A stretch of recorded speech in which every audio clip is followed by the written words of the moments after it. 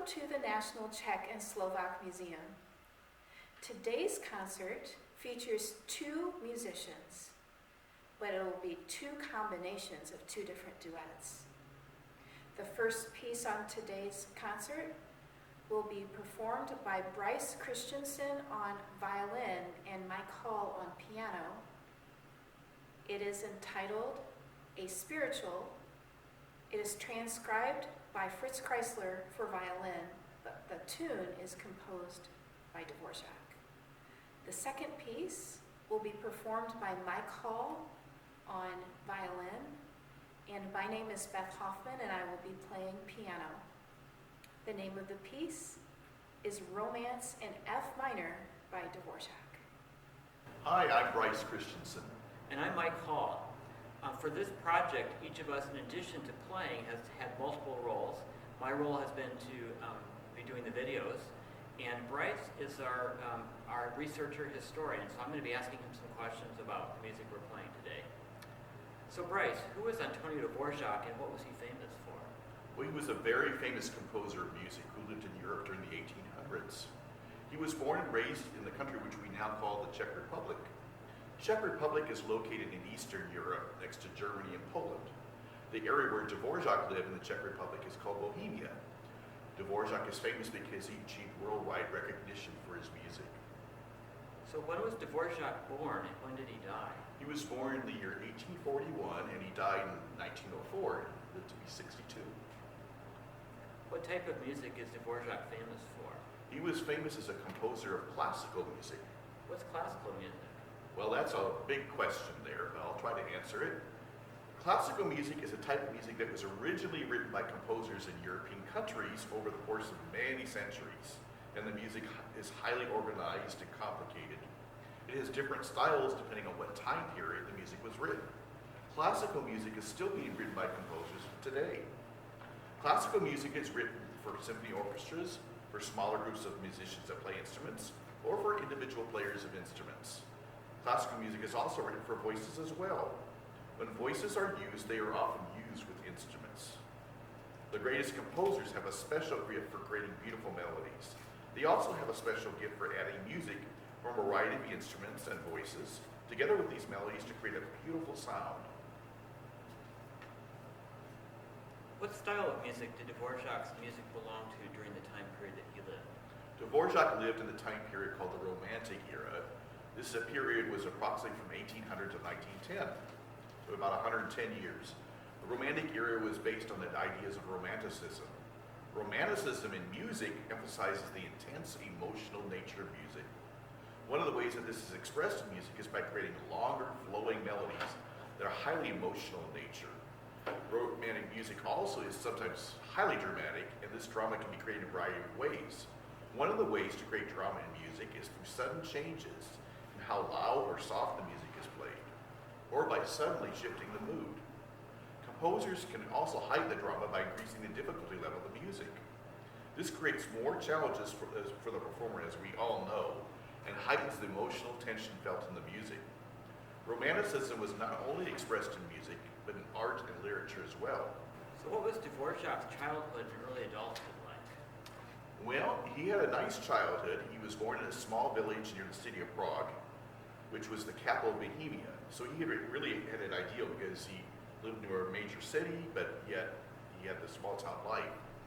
Bohemia at that time was part of the Austrian Empire. Dvořák was the eldest son of František Dvořák and his wife Anna.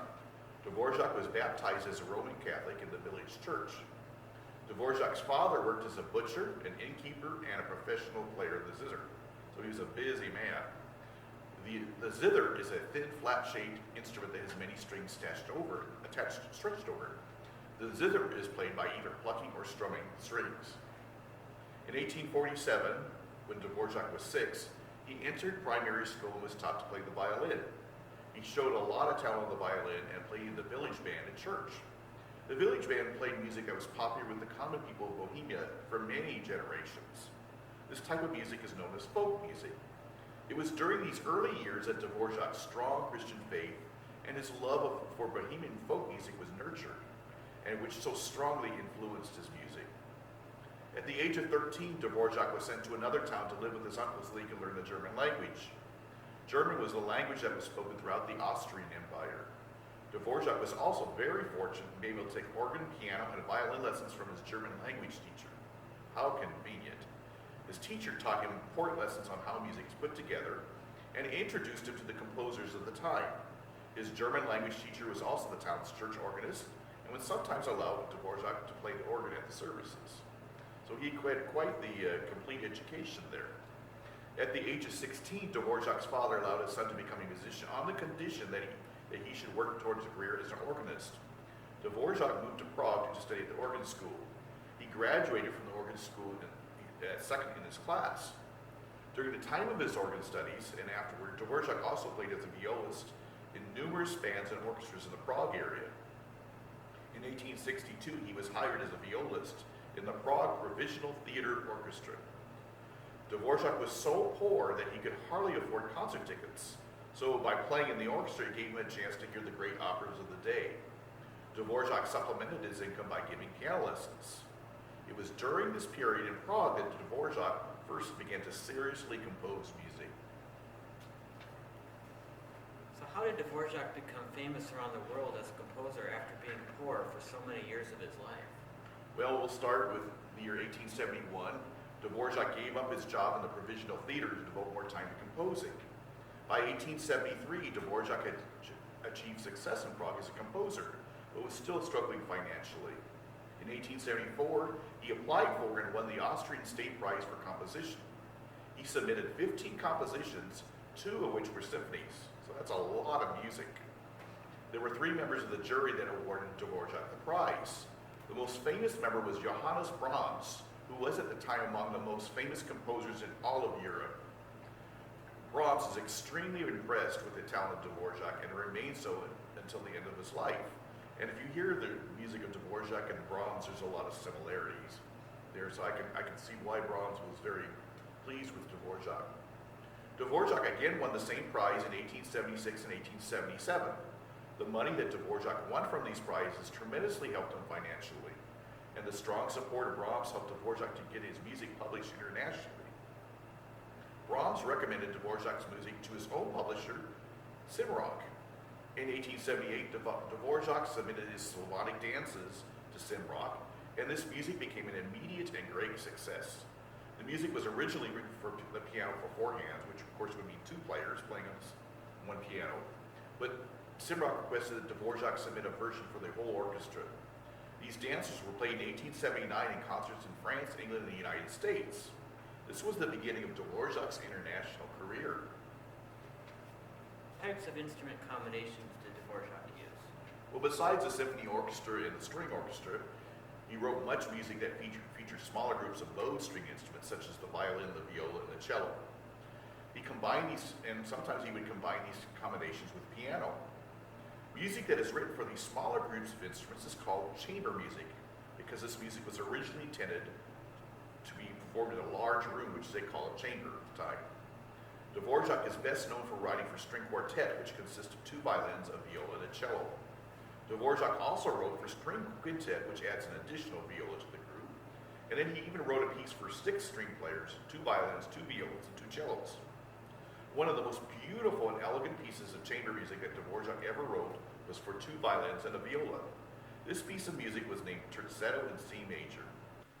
I understand that Dvorak made a trip to the United States and spent a summer in Iowa. Could you tell us more about this? Well, Dvorak, this is in 1892, he was asked by the director of the National Conservatory in New York. The woman's name was Jeanette Ferber. She was the head, and she was also the benefactor, which means she paid for the New York Conservatory to be built. And she wanted someone to promote develop American music and promote it. And Dvorak by that time was very, very famous, and she paid him a lot of money, and he came over with his family and became the director of the National Conservatory. That's in the summer of 1893.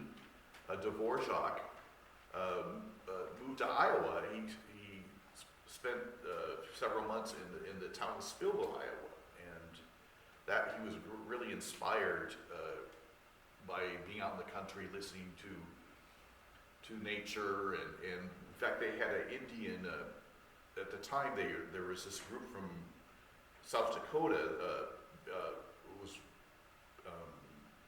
Wild Bill Cody, or I'm trying to think of his name. Oh yes, Buffalo Bill and Sitting Bull. They had a Wild West show, and that Wild West show came over to Spillville, and so he got a chance to listen to the it was basically a kind of like a cowboy Indian show, and so he got to hear Indian music at the time, and so that really enhanced his understanding of Native American music. What other American influences were there in Dvorak's music? Well, when he was the director at the conservatory in New York, there was a student named Harry Berlow, and he was a voice student. He wasn't actually a student of Dvorak, but he was kind of like his assistant. And apparently, one of the articles that I read, he apparently would clean the hallway floors, and he would sing, and so apparently Dvorak heard him, and so they were acquainted with each other, and so what happened was Harry sang these African American spirituals to Dvorak, and Dvorak was extremely impressed. He thought he believed that he heard the music that he heard from these African American spirituals were just as good as what he had heard in Europe, so he was extremely impressed. Now, I should probably explain what African American spirituals are. Well, they go back over centuries, but at the time when Dvorak was alive, many of the African Americans were living in the southern states of the United States, and so they worked in the fields, and life was hard. And so in order to pass the time, they would sing these spirituals. It was kind of a way of lessening the load of working out in the hot sun, basically. So when they would sing about, one of the things that they sang most often was about heaven. So they were looking forward to the time that they would meet the Lord in heaven. And so that's what spirituals are about. The second movement of Dvorak's New World Symphony, now he composed an entire symphony while he was here in Iowa. And the New World Symphony, that's what he actually called it, the New World Symphony. It's his last symphony that he wrote. In the second movement of that symphony, he writes, it's a slow movement, and it sounds very much like an Afro-American spiritual. And so what happened was in 1922, a man named William Arms Fisher, who was a student of Dvorak's, wrote the lyrics to go what he called Going Home, which is the song about going home to heaven.